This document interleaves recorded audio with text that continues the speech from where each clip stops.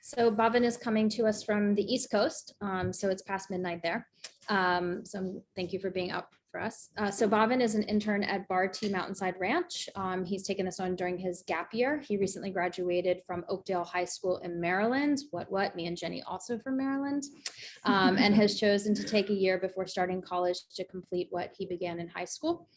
Bavan started a composting program in his high school with the goals of reducing food waste and redirecting excess resources from schools to local food banks by connecting building services, teachers, and school leadership with his team at Lunch Out of Landfills. His efforts have drafted and passed bills and legislation, raised grants and funding for these programs, and he's been invited to speak at national and international conferences, and now he's on a mission to expand. As you know, I like to share a personal goal, and one of Bavan's personal goals is to learn a different language, and no doubt he will do so. So welcome, Bavan. Hi, thank you for having me. Should I just share my screen with this presentation? Yes. Okay. Do you want to show? Okay. Did you want to just so he could see all the students that are here? Here, Bavan, look at all your audience. Okay, let me share my presentation screen. And there's more people back there. Okay, so I was going to start it with a video. But that's just a quick background on Lunch Out of Landfills. It's a little bit older, but I wanted to start by saying Joe Richardson is here in the Zoom call, and he is the founder of Lunch Out of Landfills and kind of been my guide, mentor, the first person I got into this journey with. So he's here for any other questions and further background if anyone has any clarification needed. Thanks for being on. So I'm gonna go ahead and play this video. Hopefully the audio goes through. The way we are living, consuming, posing, and impacting our planet is no longer sustainable. It is time to look at the problem, understand the impact we're having, and change our behaviors. It's no longer okay not to know. Lunch Out of Landfills is a way to start. Vegetarians can educate, Inspire, assist teachers and student-led green team, Empower, engage, provide the tools needed, weigh and monitor every day. Our trash and recycling looks like this, and convert it to become this.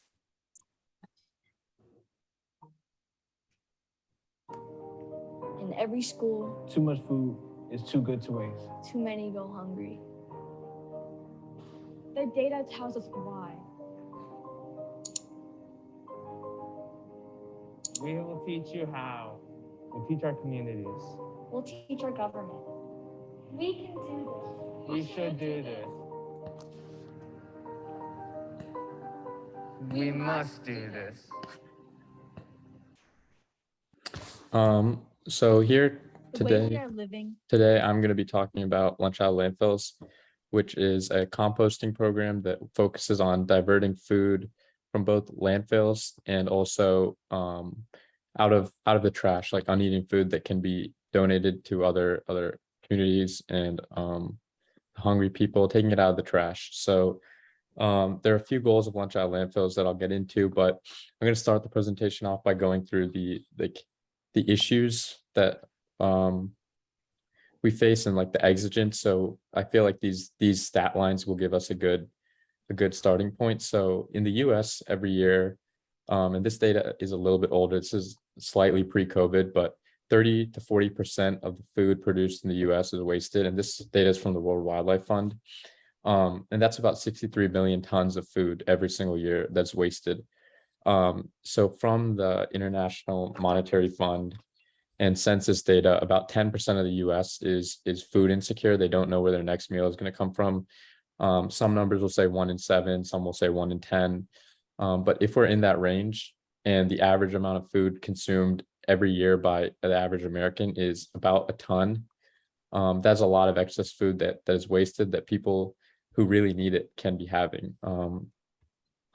This is another piece of data that is also very concerning. So if we look at each household, 15 to 25% of what's wasted, and this depends on socioeconomic status, but the average house in the lower quartile of America spends about $4,500 to $5,000 a year on food, and in the upper quartile, it's about $12,000 a year on food. And every year there's a loss of $2,500 about from wasted food, which in the US, the average income per household is about $65,000. So that's a significant chunk of post-tax income. And if you look at it from 18 years, the lifetime of when your child's in your house, that is about $45,000 that could be used for your kid to go to school or whatever issue may be. And then the third kind of issue that we can look at for food in the landfills is the amount of greenhouse gases that are emitted from food that's sitting in a landfill and rotting. So not only is that food could have been eaten, it's also just negatively impacting the environment by not being composted or thrown away efficiently. So that's where Lunch Out of Landfills comes into play. It was started by Joe Richardson in the audience here in January of 2018. It started with conducting a study in a local Title I elementary school, which a Title I elementary school means that a large percentage of the students are on the FARMS program, free and reduced meals. So it's a lower income neighborhood in downtown Frederick, which is the town we're from. And we found there that 64 milk bottles per day were being wasted on top of other apples, little like icicle boxes, which is a lot. 64 for a small elementary school is a ton. I mean, if you figure that out over the entire school year, it's over 11,500 milk bottles alone for an entire school year for one school. To give that context, our county has 68 schools in it. So that's a very stunning number. So it started small. There were 5 Rotary clubs that funded just a couple programs. And then throughout 2019 and 2020, which does include COVID, myself, Joe, and a smaller group of other passionate students began to expand and to eventually get into over 30 schools now across the nation. Legislation has been passed in Maryland. Joe and I have been to international presentations. We spoke to a Rotary club that was entailing all of Latin America, and much more. So there are 3 key points on this slide that I want to go over, which is educating. First is teaching kids, and this particularly comes from elementary school students, teaching kids to change the way they interact with their food, to change the way they interact with their trash. Joe always talks about how we want to kind of change the word trash. It's too broad, we don't want it to just mean anything you throw into the trash. We want it to mean, just things you have to put that you cannot do anything else with. So, and this is something that I'm particularly becoming more interested in. Just the other day, we met with Ben Fritton, who is the director of the Reed Center. And he was talking about how when we grow up in these suburban settings, which is true for me, suburban or urban settings, the way we interact with our food is we go to a grocery store, and that's the relationship I have. I see it on a shelf and I think that's where I get my food from, or I open a faucet and that's where water comes from. I don't see the aquifers. I don't see the streams. I don't see the process to get that to me. So it's about educating through that process, and then engaging by having students, as you can see in the top left here, doing waste sorts. In the top right as well, you can see a student is picking through and trying to. It's kind of gross, but he has gloves on. It's sanitary. He's picking through, and you see this young child is learning about their waste. And if you look in the background of that photo in the top right, you can see how much otherwise wasted food is now put aside to be donated. So there's 4 main objectives, which I kind of touched on here. So the first one is to compost the food scraps, which is the environmental factor, reduce that 124 million tons. And the other thing is compost is very, very valuable. Bacterial compost is very valuable. It's it's an entire market, and it's more valuable than just putting regular soil in. So this program produces a large amount of compost. The next thing is to clean up and decontaminate not only a recycling collection, but just the waste stream in general. Our waste streams are highly contaminated, especially in our schools. I would be willing to bet Maryland schools are worse than what you'd probably find in a Hawaiian school, because we're a little bit further behind as far as like environmental legislation and just like people being more environmentally conscious here. But it's no matter where, it's still an issue. This is one that Lunch Out of Landfills is really working hard to move toward, and this is a big goal, is recovering the good food and feeding hungry people. So that means share tables. It means perhaps putting like mini fridges up in these schools where the milk bottles can go, and just donating it to local communities that are struggling and hungry. And this is a big one in Hawaii, especially because Christina had mentioned to me that Hawaii has a significant food insecurity issue, and this is a big part where Lunch Out of Landfills could try to help fill into that issue.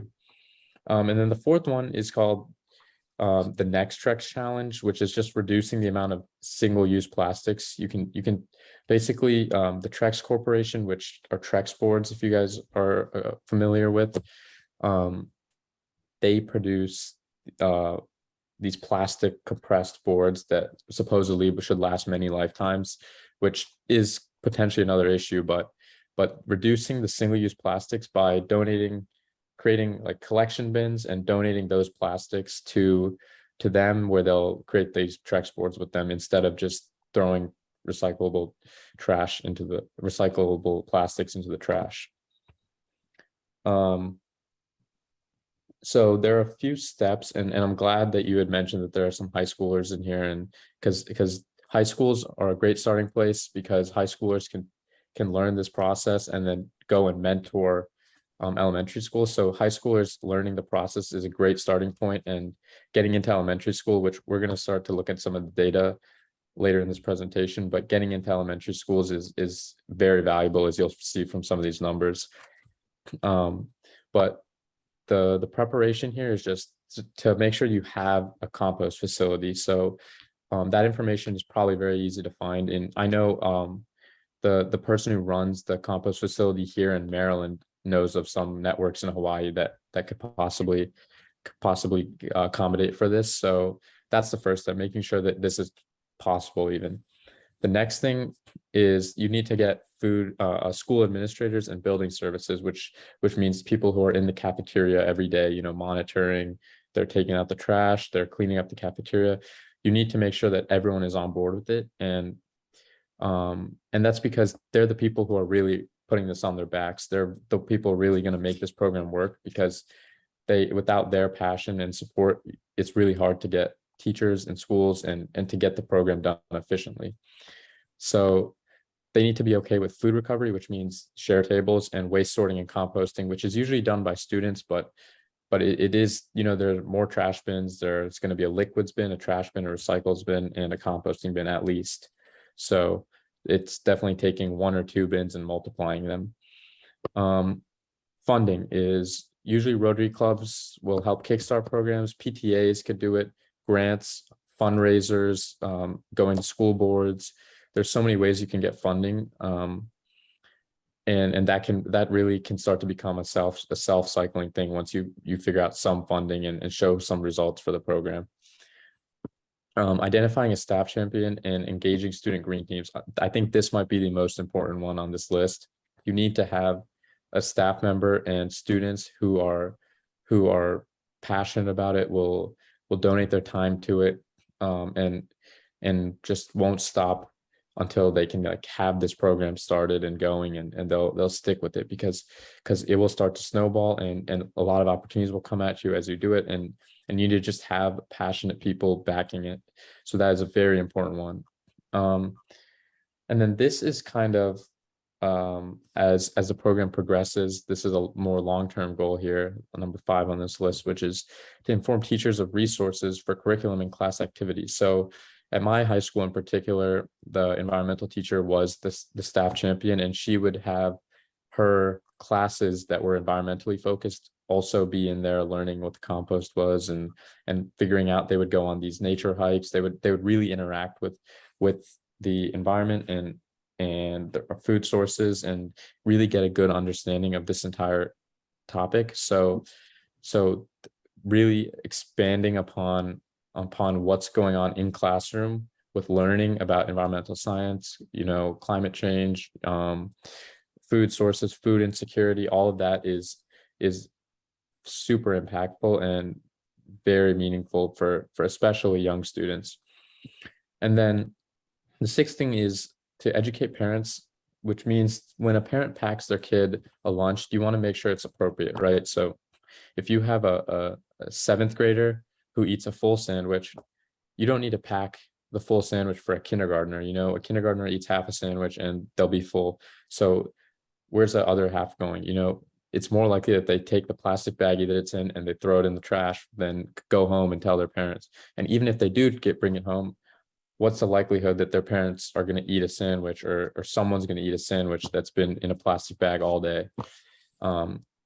So pack the appropriate amounts. That's the first thing. The second thing is bringing lunches that come with low trash, making sure they have a lunchbox. It's not just a brown paper bag or a plastic bag, grocery bag. Having the little Tupperware containers rather than single-use plastics, using silverware rather than plastic forks. And there are ways you can enroll this into schools and into neighborhoods through PTAs, through Rotary clubs, through community groups. But it's really about like at home, parents understanding and students learning from their parents. Then it comes to taking action. So let me go back here for a second. So once you've kind of established all this stuff to prepare, then you can come to start taking action. So the first thing that you should do, and that we have conducted waste sorts. Joe has a ranch up in Urbana, Maryland, and we've had groups of students from around the state of Maryland come over and do waste sorts, like just a bunch of students, and we sat there and sorted through trash, basically, which is a little bit weird but it's a little bit awkward to ask for. But I mean, if you could just go get a couple bags of trash, which is a super weird request to a building services manager, but you can get a few bags of trash and just lay it out and sort through it and see what's there and see what you're starting with. So how many food scraps were there? How many open bags of like unopened bags? How many half open bags? How many single-use plastics? How many untouched fruits, untouched milks? Like all of that data is very valuable before you start. So that's what the separation is. And then the uneaten food, the food scraps, that's all compostable. That's what, whenever I say uneaten foods or food scraps, that's the stuff that gets composted. So then the goal here is to recover the packaged food and donate it, compost what can be composted. So you just want to continually monitor that data. So get your before data, get your during data, and then hopefully there's going to be after data. So this is Urbana Sugarloaf Elementary School, and this is where we get the first data number. So 86% of what was usually going to be in the trash, which you can see in this pile, this was all trash. 86% of this was able to be put into either a liquids bin, compost bin, or recycling bin, leaving only 14% into the actual trash. So this is just the value in a waste sort, and a waste sort will quickly give you the number and give you I guess a degree of the issue. Like if it's a big issue, if it's a small issue, a waste sort will quickly give you an idea of what you're working with. Again, I talked about the 4 buckets. This is the sorting system. So liquids usually will accommodate for about 20% of what's in the waste stream. Composting, that depends. Recycling, that depends. Trash is typically only about 15%. So this is data from 4 elementary schools, or 3 elementary schools and a high school in the local area that we're from. And this is all pre-COVID data, but I compared it to post-COVID data, and it's very similar. The number is still around 85%.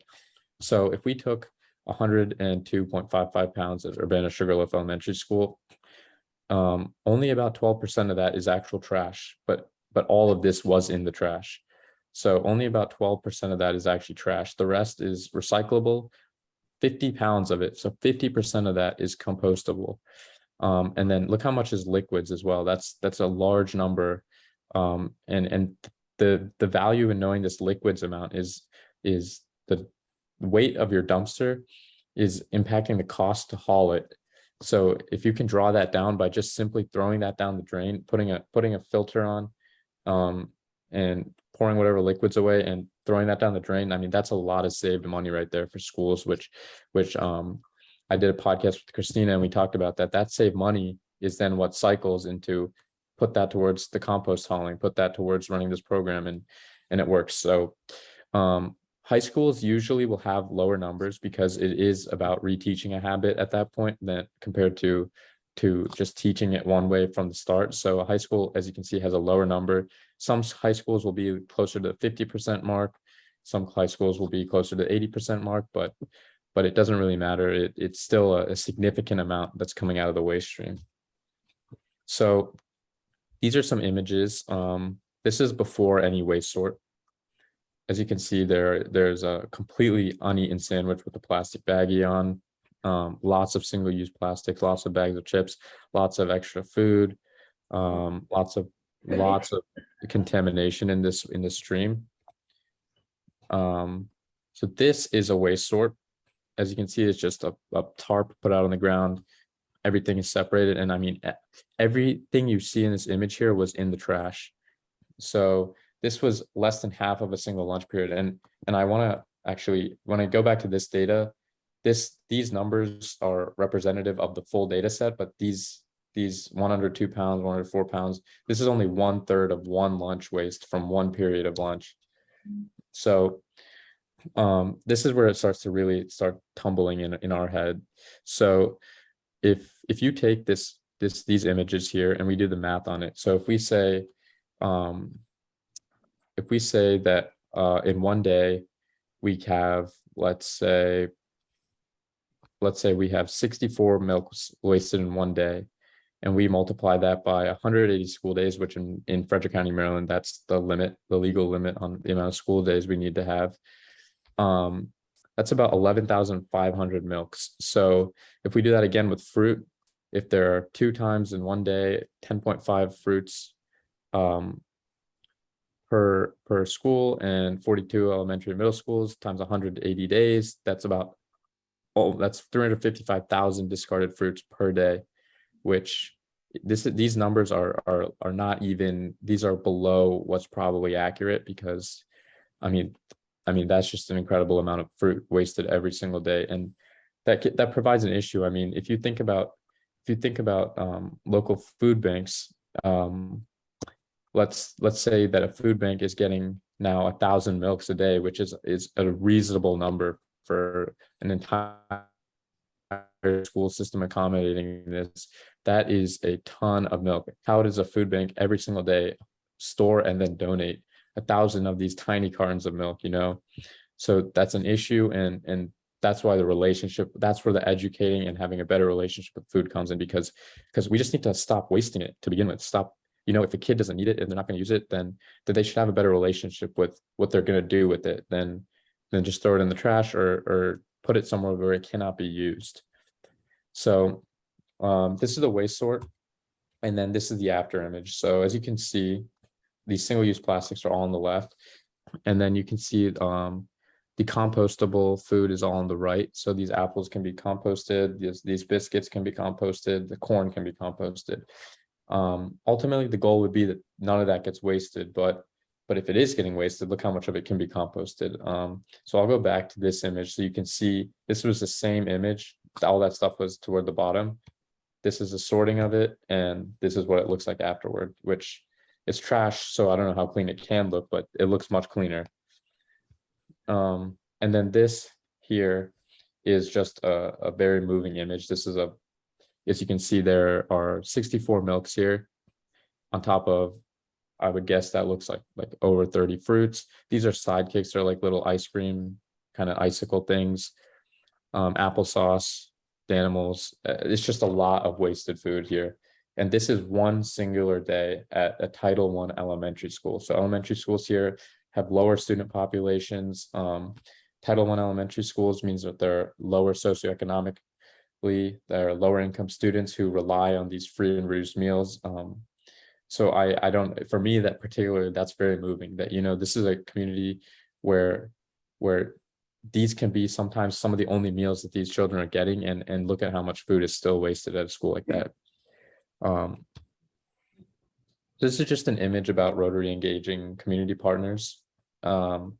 This is so a great way to get the program up on its feet is to get Rotary clubs, which is kind of where the Eco Rotary Club here can get into this, is to get Rotary clubs to have volunteers in the schools and teaching. So this is a Rotary member interacting with the elementary school student, just showing her, she's asking him, he's showing her, saying yes. You can throw that in there, and you can see here that they're also sorting through some of the trash there.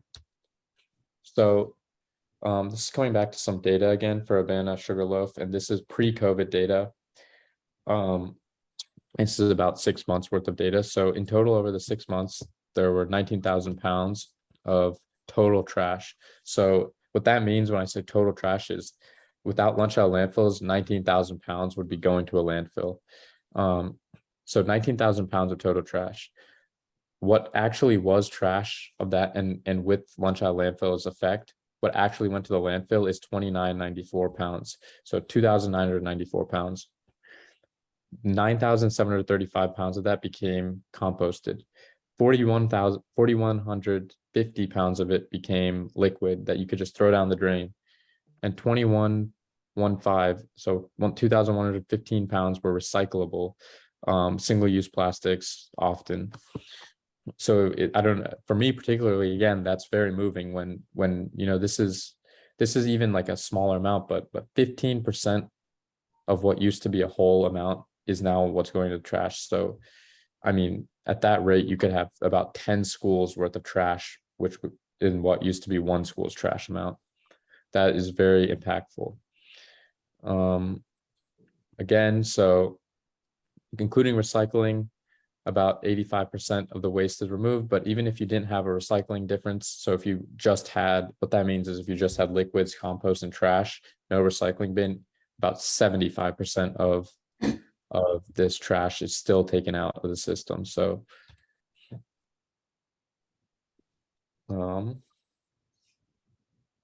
so ultimately the thesis line there is that we can reduce the trash weight per school by 85%. So if you think about that, that is now 7 schools or 8 schools, depending on variable numbers, that can now, the weight of 7 schools trash could be what the weight of 1 school's trash used to be. Here, this is an image at the elementary school. So a big thing that these images are driving home are just student involvement. There are 4 compost bins, and look how many kids are involved in. And if you notice, a lot of these pictures are from some of the same schools, and there are not repeat students. Like, there's so many students involved in the student body involvement. I mean, at my school particularly, our Green Club had like 80 members. So the amount of people who get involved with these types of programs and students who are really empowered by these programs is incredible. And Sugarloaf particularly has almost 89% diversion rate, which is incredible if you really think about 89% of what used to be trash is now going towards a better source, or a better, I guess, end destination. So here we're back to some key tangible objectives after looking at all that. So we want to reduce our greenhouse gases, clean up and decontaminate the recycling, and recover food and donate to food banks through all of the processes that I had mentioned before and gone through before. So that takes me into the action at home, which is kind of building off what I talked about, like what parents should do and packing the lunches. So there are a few ways to do this, and that means while you're shopping, you know, maybe don't go for the Ziploc bags, and maybe make a one-time investment in one of the bags up here, or one of the containers here. And that's just about packing trash-free lunches. So if you can pack lunches that don't have as many single-use plastics, have the appropriate amount of food, especially when you have younger kids, appropriate amount of foods are going to reduce the amount of trash the amount of food that's wasted. If you can do all those things, that alone will bring down that $2,500 amount per household wasted every year. That alone will bring down that amount. So we also want to make it so that a kid's not embarrassed to go home and say like, hey mom, I didn't eat my lunch today, or hey dad, I didn't finish my lunch today. And they're not scared of that. They can go home and their parents will be like, okay, yeah, it's fine. You know what? If it's some fruit, we'll throw it in the fridge and you can have it again tomorrow. We don't want it to be that they'd rather throw away and waste that food than tell their parents that they didn't want to eat it, or they weren't hungry, or they didn't have time. So here is the website link, and I will have to figure out a way that I can give this over to you guys, but it's definitely got a lot of valuable information. There's a toolkit for Lunch Out of Landfills, a lot of background information on myself, Joe, some of the other students that were involved in this. We have all the data sheets on there, a lot of educational videos, suppliers that you could probably get in touch with local suppliers. This website has pretty much all the data that you could want to have from like a just outside perspective. And so the last thing I want to go over here is the costs, and these are very rough numbers, and these are numbers that are for our area. So I'm not sure what it will look like on Hawaii. If it could be the same, it could be more, it could be less. That I'm unsure of.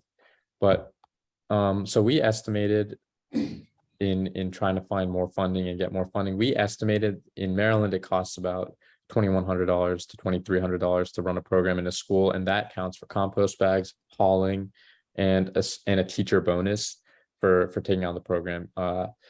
So all of those, and we're not going to count this one-time bins on a recurring basis, because that's one time. You buy it one time and you don't have to repeat that cost. So in Maryland, it was about $2,100.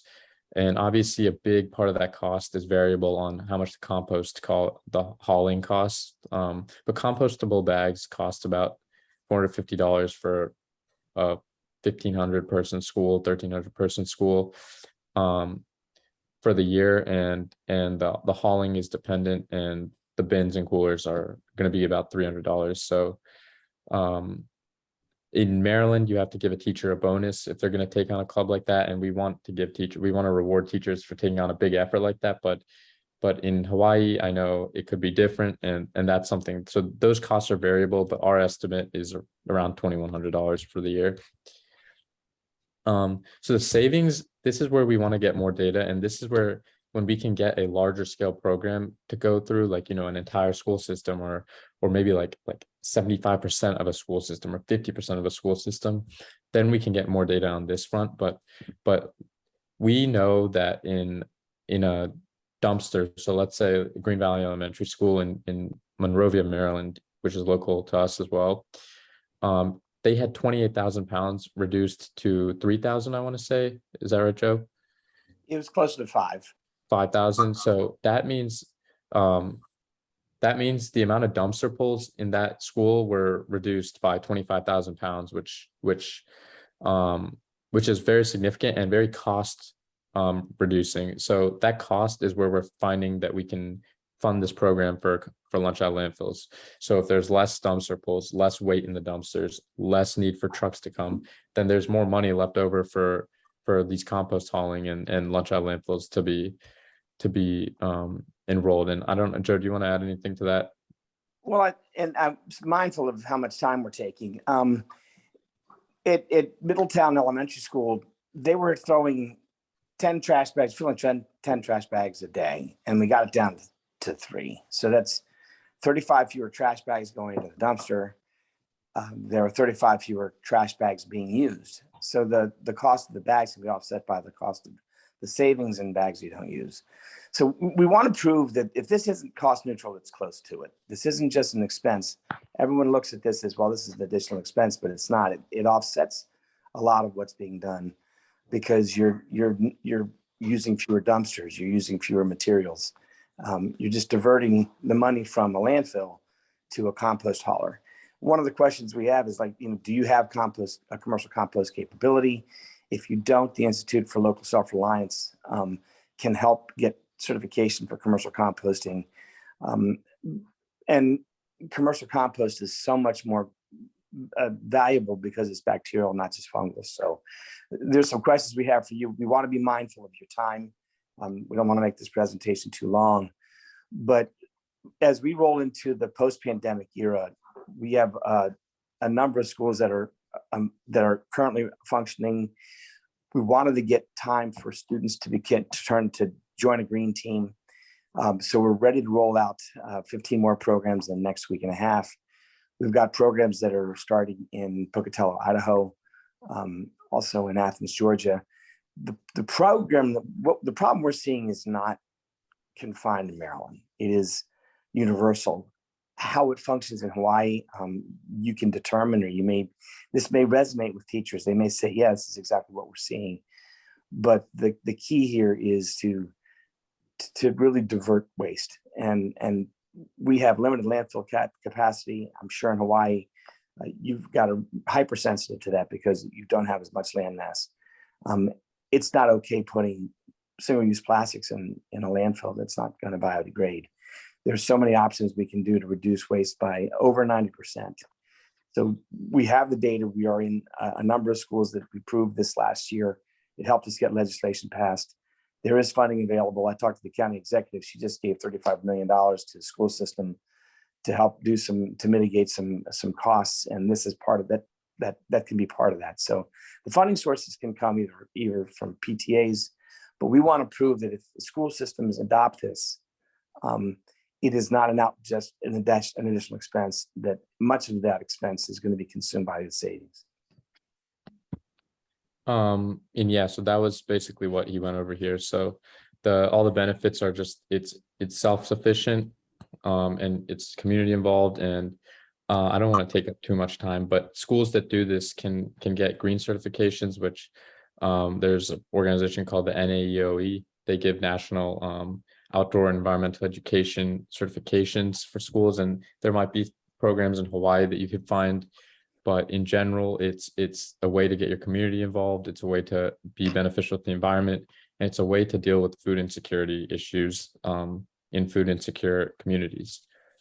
And I kind of went through how Rotary clubs can help throughout the presentation, but it is with connecting Interact clubs to Rotary clubs, getting Rotary volunteers in the schools. Rotary can fund projects. They can move you toward getting into like legislative or other funding options. It can link students on a national level, which Rotary has already successfully done in this particular case, because I'm here on behalf of my experience with Rotary. And I believe that is the end of my presentation here. So I'm going to open it up if we have a little bit of time. I'm not sure if we do. Let me check. But if there are any questions. Any questions for Bavan?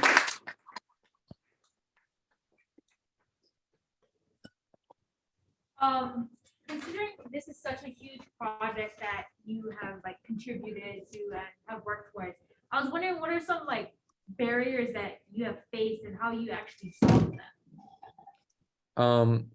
Yeah, I mean, a lot of barriers. I think Joe touched one was like, if people are saying that it's very expensive, composting has a couple of when I say compost to you, there are probably a couple of things that come to mind. Like it smells bad, it takes up space, and it's very expensive. So those things are issues. Another issue is it's just a large undertaking. I mean, Joe and I talked about this today.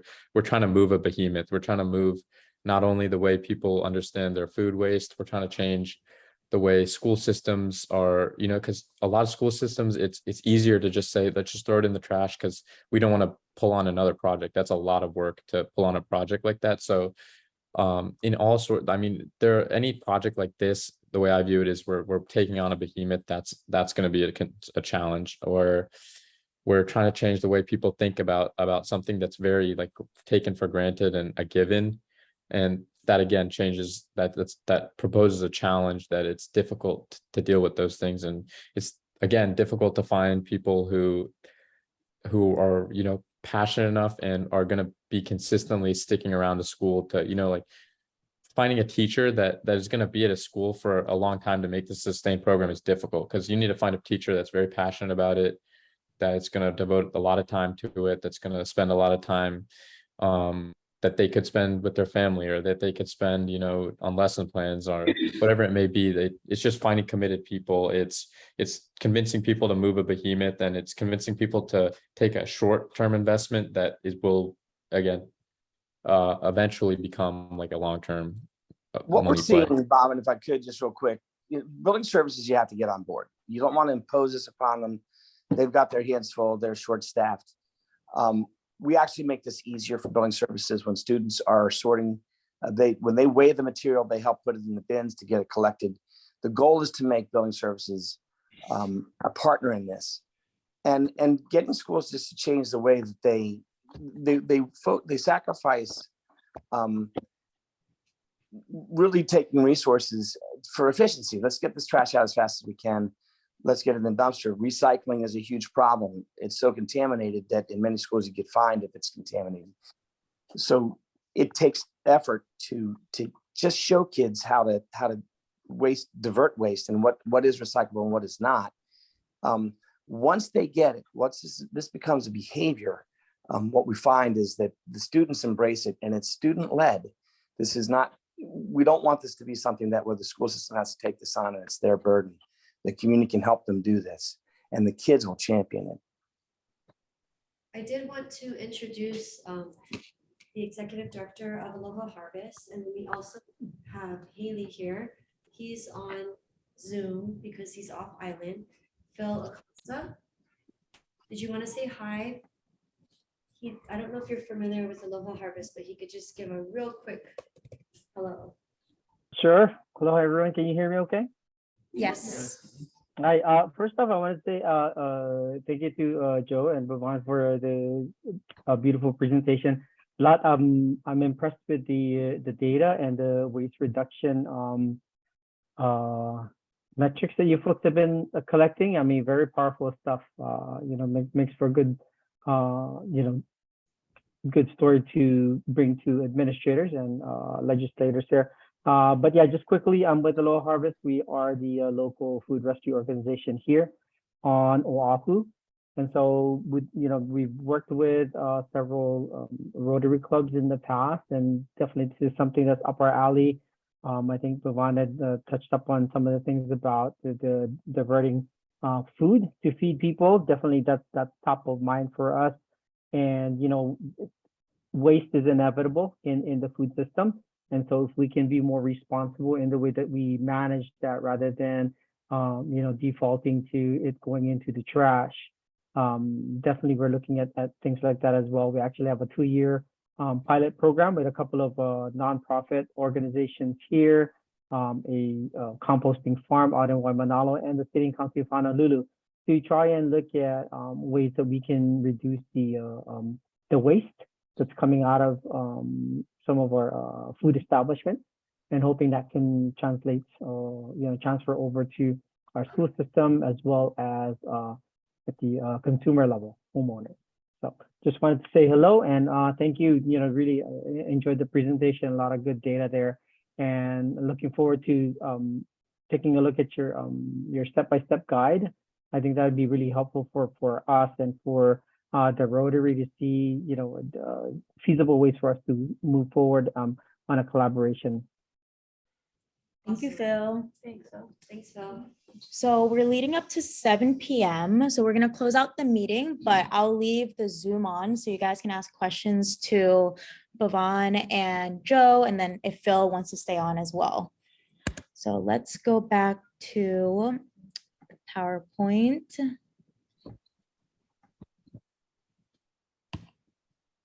So to end, let's do the 4-way test together of the things we think, say, or do. 1, is it the truth? 2, is it fair to all concerned? 3, will it build goodwill and better friendships? 4, will it be beneficial to all concerned? 5, will it be eco-friendly and fun? fun? Thank you so much, Bavan, for presenting. I really enjoyed it. And thanks, Yeah, Joe. thank you for having Yeah. me. Mahalo.